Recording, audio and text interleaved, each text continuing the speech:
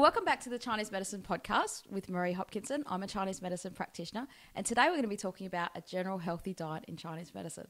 And this is one of the most fundamental things about Chinese medicine that can help you to live a long and healthy life, help you to prevent disease, and help to maintain your health. So whatever stage you're at in Chinese medicine, the diet therapy things can really be useful for you. So these are the main underlying principles, and what I would give, this sort of advice I'd give to every patient that would come in that wants to improve their health or to be involved in their own healing process.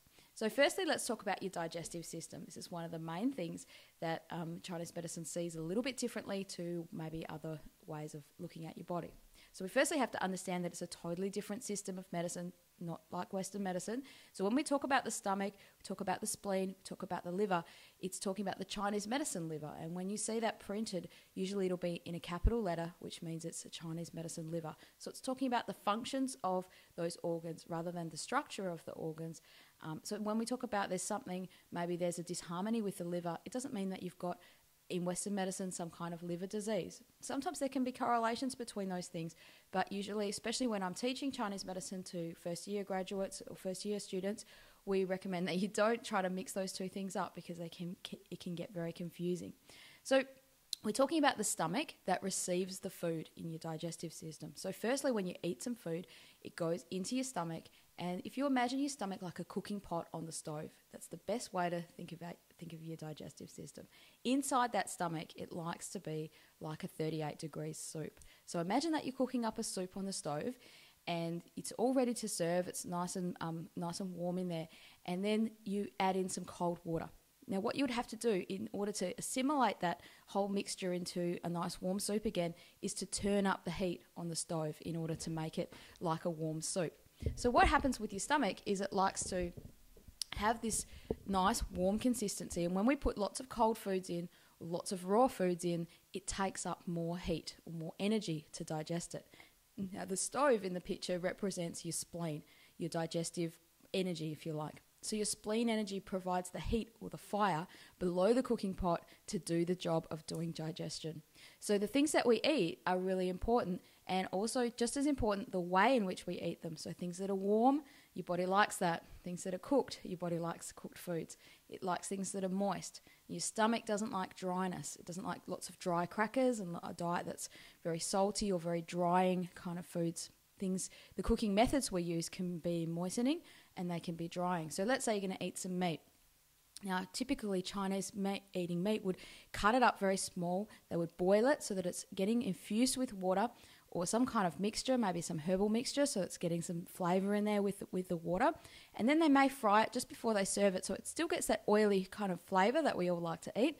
But it's not really the typical way that a Western person would eat meat. They would get this big chunk of steak, particularly in Aussie, would get a big chunk of steak and then just put it on the barbie or fry it or cook it in some way that's just using oil and heat. So it's very drying, it's crispy, and it's charring to the food. So that makes it harder to digest than something that's been boiled, especially something that's been slower cooked or something that's been slowly boiled. So things that are in a crock pot, they're really easy to digest. So if you're having trouble with digestion, you feel bloated or sick after eating, you feel very sensitive to foods, then you can try some different kinds of cooking methods. So things that are warming and things that are moistening. Definitely your original cooking methods are much better than reheating lots of foods. So if you're going to reheat foods, every time you reheat them, let's say use a microwave, or even if you use an oven to reheat things, then you're losing some of that qi or that energy every time you heat them. Now, the big argument with eating lots of cooked foods versus eating lots of raw foods is that when you eat cooked foods, you're consuming less nutrition than the original source of the food. So let's say you get a carrot and you cook that carrot. Let's say some of that nutrition is lost by the cooking process, which is true. But when you eat something cooked, your body can actually absorb more of the nutrition than you can eating something raw. And the best example of this is to just eat a lot of raw foods yourself, and you would notice in your bowels that you would start to see little bits of undigested raw foods, particularly if you eat the same food over and over. And there's some foods that are harder to digest than others, like corn. If you see any bits of those foods in your stools, it means your body hasn't even broken it down in any way to absorb the nutrients if there's whole pieces of food in your bowels. So we can kind of understand that your body likes cooked foods, but it doesn't like wrecked foods. So things that are fresh and things that are easily eaten straight away after they've been cooked is the best way. And when you're cooking something, keep the lid on it, and that will tend to keep all the steam, the nutrients can go back into the food. So let's say that the steam has kind of rising up to the top, and then the water will go back into the mixture. So pressure cookers are a really great example of that. It's when it comes into wintertime, you can have more slower cooked, more stews, more soups, things like that. In summertime, you can have more steamy kind of foods, or things that are freshly cooked or slightly stir-fried. It just takes the edge off the rawness. And you can have some raw foods. The basic principle is eat mostly cooked foods most of the time. And the other principle that follows along from that is to eat what's in season. So when fruits are in season, you can have more of those fruits. And of course, some fruits you're going to eat raw. But actually, Chinese would eat a lot of fruits. If you go to China, you'd be surprised how many things they would serve up to you cooked that we would normally eat raw. Recently, I just went to China and had some cucumber that was steamed and had garlic on top. Now, in a Western culture that I grew up in Australia, we would never really eat steamed cucumber. We would always have it raw. So there's lots of foods that we can cook in different ways. Maybe you just haven't been exposed to that. You can try something new. But we can have some raw foods. So it doesn't mean you can never have any raw. Now, if your digestive system's very weak and you're very sensitive, then if you go onto an all-cooked foods diet, you probably feel better. And then you can slowly integrate some of those raw foods back into your diet as you start to feel better. So you just have to take each case as it comes, each day as it comes. For some people, if they've got very sensitive digestion, I would just advise my patients to just go very slowly with their digestion. If you're totally healthy and you just want to improve your health, then try to have a little bit more cooked and see how you feel. If you feel better, things that would indicate your digestive system's going well is things like your bowel movements would be regular. So that means once a day, they'll be properly formed. They wouldn't be loose or too hard to come out. And that you would feel quite, you wouldn't feel bloated or full or sick after eating. Those are some good indications. Sometimes people feel very heavy or they feel very tired after eating, sometimes only certain meals. So that can indicate certain foods that you eat that you can be reacting to. So that might mean the quantity of the food, so it may not be that you can't digest meat, it's just that if you have a big steak and some potatoes or chips at lunch and then you feel very tired after that, it might be the quantity of the food or the way in which it's cooked or produced.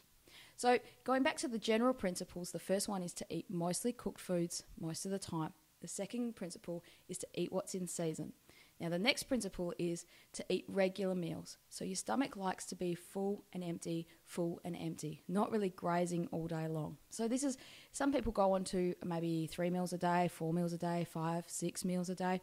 Whatever works for you, as long as you're keeping that regular. So your body likes a regular schedule. As soon as you get up in the morning, you have a certain schedule that you would go through in the day. So if you're a shift worker, for instance, you may have your breakfast at, maybe 2 o'clock in the morning. You may have your breakfast at 6 a.m. in the morning. Whatever time that is for you, you keep that regular, and that will help to regulate the other things in your life. So if you keep to a regular schedule and you have regular meals, that's the best thing to keep your body healthy. So the first principle is to eat mostly cooked foods most of the time. The second principle is to eat what's in season. And the third thing is to eat regular meals. So keep your stomach full and empty, full and empty. Some other principles that are great for eating in Chinese medicine is to consider the differences in food. There's two main types of foods. So you have your dense, your heavy foods, which in Chinese medicine they would call wei foods. So these are dense. They don't change their shape very easily. They tend to last a longer time. And then your other types of foods are qi foods.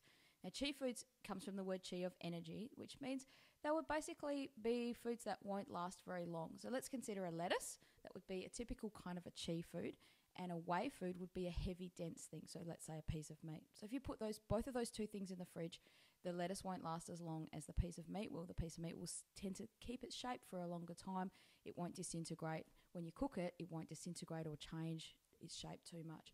So with qi foods, they don't need as much cooking. And wei foods, they tend to need more cooking in their cooking process. But most people do well on a diet that's 2/3 of the qi foods and 1/3 of the wei foods. So this is just a general diet kind of principle.